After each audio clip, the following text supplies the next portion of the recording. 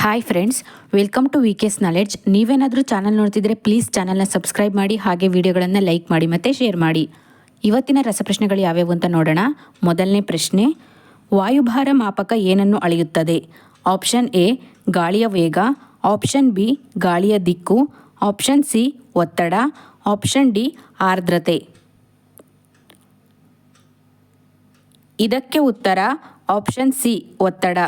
ಎರಡನೇ ಪ್ರಶ್ನೆ, ಕ್ಯಾನ್ಸರ್ ಚಿಕಿತ್ಸೆಗಾಗಿ ಈ ಕೆಳಗಿನ ಯಾವ ವಿಕಿರಣಗಳನ್ನು ಬಳಸಲಾಗುತ್ತದೆ?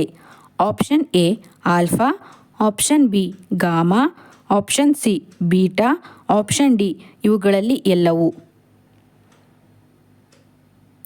ಇದಕ್ಕೆ ಉತ್ತರ option B gamma.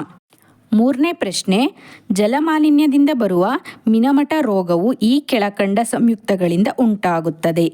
Option A ಸೀಸಾ, option B cadmium, option C ಪಾದರಸ, ಆಪ್ಷನ್ ಡಿ ಕಬ್ಬಿಣ. ಇದಕ್ಕೆ ಉತ್ತರ ಆಪ್ಷನ್ ಸಿ ಪಾದರಸ. ನಾಲ್ಕನೇ ಪ್ರಶ್ನೆ, ಈ ಕೆಳಗಿನವುಗಳಲ್ಲಿ ಯಾವುದರಲ್ಲಿ ವಿಟಮಿನ್ ಎ ಅತ್ಯಧಿಕ ಪ್ರಮಾಣದಲ್ಲಿ ಇದೆ? ಆಪ್ಷನ್ ಎ ಸೇಬು, ಆಪ್ಷನ್ ಬಿ ಬಾಳೆಹಣ್ಣು, ಆಪ್ಷನ್ ಸಿ ಜೇನುತುಪ್ಪ, ಆಪ್ಷನ್ ಡಿ ಲಿಂಬೆಹಣ್ಣು.